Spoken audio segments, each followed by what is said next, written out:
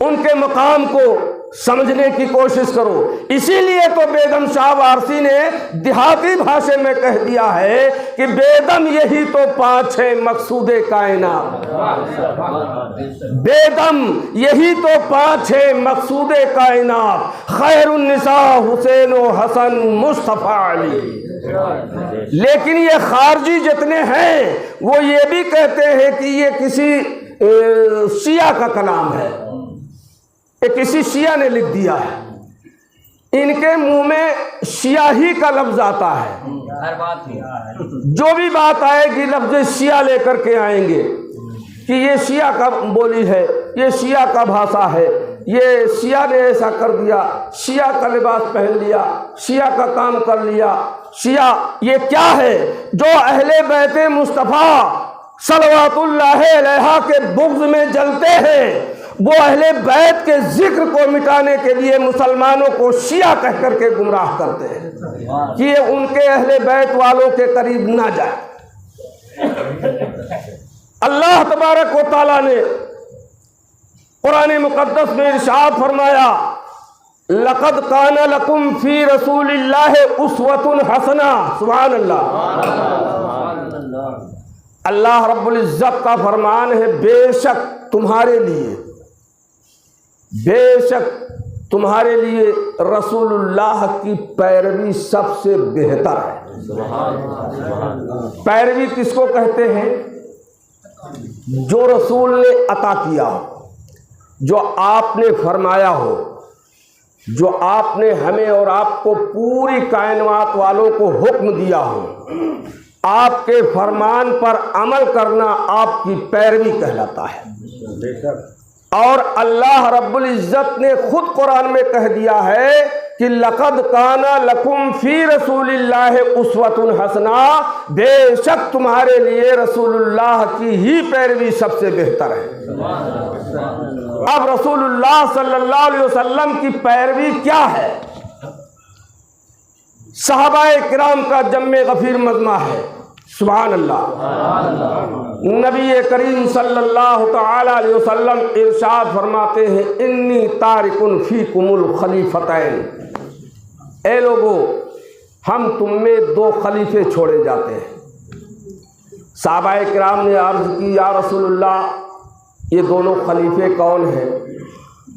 تو میرے آقا نے فرمایا انی تارک فیکم الثقلین، ہم تم میں دو وزنی چیزیں چھوڑ کر کے جا رہے ہیں۔ صحابہ نے عرض کی یا رسول اللہ اس کو اور تھوڑا صاف ظاہر کر دیجئے، ہم نہیں سمجھ پا رہے ہیں۔ تو میرے آقا نے فرمایا انی تارک فیکم الوارثین، ہم تم میں دو وارث چھوڑ کر کے جا رہے ہیں، دو وارث چھوڑ کر کے جا رہے ہیں۔ صحابہ نے عرض کی یا رسول اللہ ہمارے سمجھ میں نہ آ رہی ہے، اور صاف کر دیجئے۔ تو میرے آقا و مولا تاجدار مدینہ سرور قلب و سینہ جناب احمد مصطفیٰ محمد مصطفیٰ صلی اللہ تعالی علیہ وسلم نے ارشاد فرمایا انی ترکتم ما ان اخذتم بہی لن تضلوا کتاب اللہ و اطراتی و اہل بیت۔ سبحان اللہ۔ میرے رسول نے فرمایا کہ ایک تو اللہ کا کلام قرآن پاک ہے اور دوسرے ہمارے اہل بیت ہیں، ان کو تم مضبوطی سے پکڑے رہو گے تو تم کبھی گمراہ نہیں ہو سکتے۔ یہ کیا ہے؟ رسول اللہ کی پیروی۔ اب رسول اللہ کے فرمان پر اگر آپ عمل کریں گے، ان کی اطاعت کریں گے تو آپ مسلمان کہلائیں گے، آپ مومن کہلائیں گے۔ اور اگر ان اطاعتوں کو چھوڑ کر کسی اور کی اطاعت کر رہے ہو تو تم جانو اور تمہارا اعمال جانے۔ اب ہم آپ کو ایک سوال اور بتا دینا چاہتے ہیں، اس دور میں جب نبی کریم صلی اللہ تعالی علیہ وسلم نے یہ حدیث پڑھی تھی اور صحابہ کو مخاطب کیا تھا، اس وقت تین جماعتیں تھیں۔ ایک جماعت صحابہ کرام کی تھی اور دوسری جماعت اہل بیت کی تھی اور تیسری جماعت ازواج مطہرات کی تھی۔ تین جماعتوں کے بیچ میں نبی کریم صلی اللہ تعالی علیہ وسلم نے اہل بیت ہی کو کیوں مفسر قرآن بنایا؟ تھوڑا سا اپنے دماغ پر غور کر کے سوچئے کہ بھائی اگر صحابہ کرام افضل والا ہیں تو نبی نے صحابہ کو مفسر قرآن کیوں نہیں بنایا؟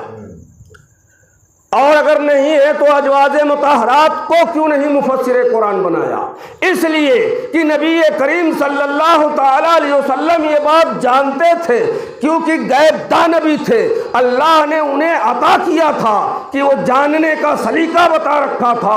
اسی لیے نبی کریم صلی اللہ تعالی علیہ وسلم نے اہل بیت کو مفسر قرآن بنا کر کے ہمارے اور آپ کے بیچ میں چھوڑا کہ یہ اہل بیت ہی ہماری ایک ایسی شخصیت ہے جو گمراہی سے بچا سکتی ہے۔ تو پتہ یہ چلا صحابہ کی درکار تھی کہ وہ گمراہ ہو جاتے، ازواج میں درکار تھی کہ وہ گمراہ ہو جاتے، اس لیے اہل بیت کو نبی کریم صلی اللہ تعالی علیہ وسلم نے مفسر قرآن بنا کر کے صحابہ اور ازواج کے بیچ میں چھوڑا۔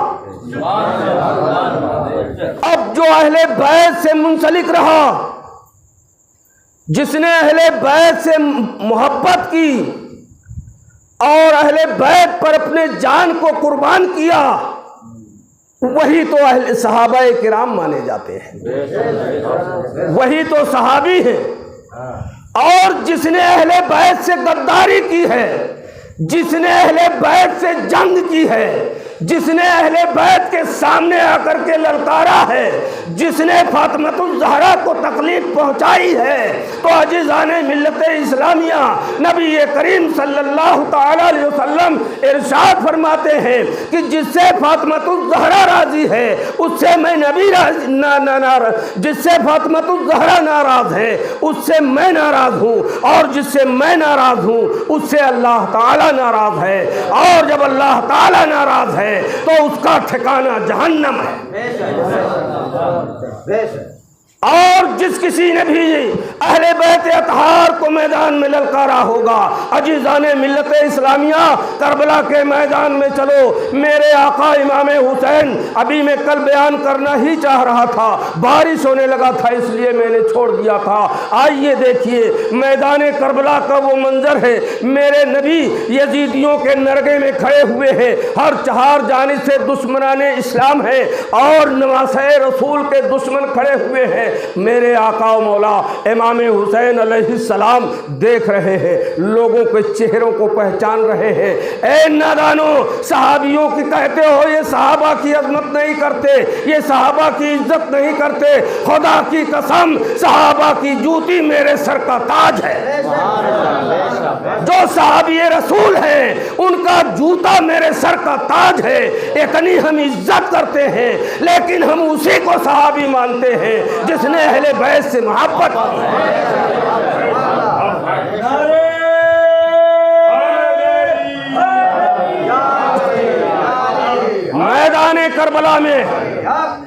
میدان کربلا میں حضرت امام حسین کھڑے ہیں اور یزیدیوں کو دیکھ رہے ہیں اور کہتے ہیں لوگوں یہ بتاؤ کیوں ہمیں قتل کر رہے ہو؟ کیا ہمیں نہیں پہچانتے؟ شمر نے کہا ہاں پہچانتے ہیں، آپ نبی کے نواسے ہیں، فاطمہ کے بیٹے ہیں، پھر کیوں قتل کر رہے ہو؟ کیا ہم نے کسی کا مال غصب کیا ہے، کسی کا چوری کیا ہے، کسی کو مارا ہے، کسی کو گالی گلوچ دیا ہے؟ آخر کیوں یہاں گھیر کے لے آئے ہو؟ تو کہا آپ نے یزید کی بیعت سے انکار کیا ہے۔ کہا میں دیکھ رہا ہوں اس میں وہ لوگ بھی موجود ہیں جنہوں نے مجھے نبی کے پشت پر دیکھا تھا نماز کی حالت میں، جب میرے آقا مولا صلی اللہ تعالی علیہ وسلم نماز پڑھ رہے تھے اور اس وقت 1.25 لاکھ صحابہ ان کے پیچھے جماعت میں تھے، اور اس 1.25 لاکھ صحابہ کے بیچ میں جب حضرت امام حسین علی جدہ علیہ السلام نبی کے پشت پر سوار ہو گئے تھے تو حسین نبی نے اپنے سر کو سجدے سے نہیں اٹھا رہے تھے، آپ تسبیح میں شامل تھے۔ وجہ کیا ہے؟ بھائی آپ سبحان ربی الاعلیٰ، سبحان ربی الاعلیٰ، سبحان ربی الاعلیٰ 3 بار کہیں گے، 5 بار کہیں گے، 7 بار کہیں گے، اس کے بعد تو سر کو اٹھانا ہوگا، لیکن نبی 7 بار کے بعد میں بھی نہیں سر اٹھا رہے ہیں۔ جو لوگ سجدے میں ہیں تو سوچ رہے ہیں معاملہ کیا ہے، آخر ایسا اتنا دیر کیوں ہو رہا ہے، سجدے میں اتنی دیری کیوں ہو رہی ہے، ایسا تو کبھی نبی نے نہیں کیا تھا، اتنا دیر کیوں ہو جا رہا ہے۔ قربان جائیے، نماز میں 1 سجدہ 2 سجدہ ہے ایک رکعت میں، ایک کے بعد دیگرے 2 سجدہ کیا جا رہا ہے، لیکن حسین کے مقام کو پہچانو۔ اب جب لوگ سر کو اٹھا کر دیکھنا چاہتے ہو تو دیکھتے ہیں نبی کے پشت پہ حسین ہے، پھر تڑ سے سجدے میں چلے جاتے ہیں، پھر تھوڑی دیر کے بعد لوگ اٹھاتے ہیں سر کو، دیکھتے ہیں پھر حسین پشت پر ہیں، پھر سجدے میں چلے جاتے ہیں۔ پتہ یہ چلا کہ حسین کی محبت میں، حسین کی یاد میں لوگ 1-2 سجدہ نہیں، نہ جانے کتنے سجدے کر کے بیٹھ گئے، لیکن ابھی حسین پشت سے نہیں اٹھے ہیں۔ اور میرے آقا و مولا تاجدار مدینہ، سرور قلب و سینہ، جناب احمد مصطفیٰ محمد مصطفیٰ صلی اللہ تعالی علیہ وسلم سبحان ربی الاعلیٰ، سبحان ربی الاعلیٰ، سبحان ربی الاعلیٰ پڑھتے چلے جا رہے ہیں، اور 72 کلمہ آپ نے پڑھا تھا، 72 مرتبہ یہ تسبیح آپ نے پڑھی تھی، اور حضرت جبریل امین ان کربلا کے میدان میں 72 شہیدوں کے نام ان تسبیح کے دانوں پر نوٹ کر رکھا۔ اب بتائیے، نبی کریم صلی اللہ تعالی علیہ وسلم کے پشت پر حسین ہے، اور صحابہ کرام سر کو اٹھا اٹھا کے دیکھ بھی رہے ہیں۔ میرے حسین کہہ رہے ہیں لوگوں، میں ان سب کو پہچان رہا ہوں، جب میں نبی کے پشت پہ تھا تو تم لوگ نبی کے پیچھے نماز پڑھ رہے تھے، اور وہ لوگ بھی ہیں جب میں نبی کے 2 سے اقدس پر سوار تھا اس وقت بھی لوگ نبی کے ساتھ چل رہے تھے، نبی کی قیادت میں نمازیں پڑھ رہے تھے، نبی کی اتباع کر رہے تھے، نبی کی فرما برداری کر رہے تھے۔ یہ دیکھیے، یہی لوگ تو ہیں کھڑے ہیں، یہی لوگ تو کھڑے ہیں۔ عزیزان ملت اسلامیہ، جب میرے آقا حسین نے شمر سے پوچھا نادانو مجھے کیوں قتل کر رہے ہو، خدا کی قسم شمر نے ایک تھیلا نکالا اور اس تھیلے کو حسین کے سامنے لا کے پلٹ دیا، کہا یہ دیکھو، اس کو دیکھو۔ عزیزان ملت اسلامیہ، اس تھیلے میں 360 سے زائد خطوط تھے، اور اس میں لوگوں کے انہی صحابی اور صحابی زادوں کے دستخط کیے ہوئے تھے جب کہ بلایا گیا تھا، اور اس میں مفتیوں کی دستخط تھی کہ انہوں نے یزید کی بیعت سے انکار کیا ہے، ان کے سر کو قلم کیا جائے، ان کے گردن کو کاٹ دیا جائے، ان کے بچوں کو ستایا جائے، ان کے خیموں میں آگ لگا دیا جائے۔ مسلمانوں یہ بتاؤ، کیا وہ بھاجپائی لوگ تھے جو وہاں کربلا میں ایسا کر رہے تھے؟ کیا وہ بجرنگ دل کے لوگ تھے جو ایسا کر رہے تھے؟ کیا وہ شیو سینا کے لوگ تھے جو ایسا کر رہے تھے؟ حسین کو قتل کرنے پر آمادہ تھے؟ نہیں مسلمانوں، خدا کی قسم اس میں نمازی لوگ تھے، خدا کی قسم اس میں حافظ قرآن لوگ تھے، خدا کی قسم اس میں حاجی لوگ تھے، اس میں صحابی بھی تھے اور صحابی زادے بھی تھے۔ کہیے تو میں نام لے کر کے بتاؤں آپ کو۔ عمر ابن سعد کون تھا؟ عمر ابن سعد جو میدان کربلا میں پہلی تیر مارا تھا، خدا کی قسم وہ سعد ابن وقاص رضی اللہ تعالیٰ عنہ کا بیٹا ہے۔ سعد ابن وقاص وہ برگزیدہ صحابی ہیں جن کا نام عشرہ مبشرہ میں آتا ہے، یہ عشرہ مبشرہ میں سے ہے۔ سعد ابن وقاص رضی اللہ تعالیٰ عنہ کی وہ شخصیت ہے کہ میدان بدر میں اور میدان احد میں نبی کریم صلی اللہ تعالیٰ علیہ وسلم سے جب جنگ ہو رہی تھی تو سعد ابن وقاص کبھی نبی کے سامنے ہو جایا کرتے تھے، کبھی نبی کے دائیں اور بائیں ہو جایا کرتے تھے۔ ان کو جب خیال آتا تھا کہ اس طرف سے تیر آ رہی ہے تو اس طرف سعد ابن وقاص ہو جایا کرتے تھے، جب خیال آتا تھا کہ سامنے سے تیر آ رہی ہے تو سعد ابن وقاص سامنے ہو جایا کرتے تھے کہ نبی کو تیر نہ لگے ہمیں لگ جائے۔ وہ صحابی رسول ہیں جو نبی پر اپنی جان کو قربان کر رہے ہیں، اور انہی سعد ابن وقاص کا بیٹا عمر ابن سعد ہے جس نے سب سے پہلا تیر حسین پر مار کر اور اعلان کیا تھا، اے یزیدیو یاد رکھو، کہہ دینا لوگوں سے کہ میدان کربلا میں حسین پر سب سے پہلا تیر مارنے والا عمر ابن سعد۔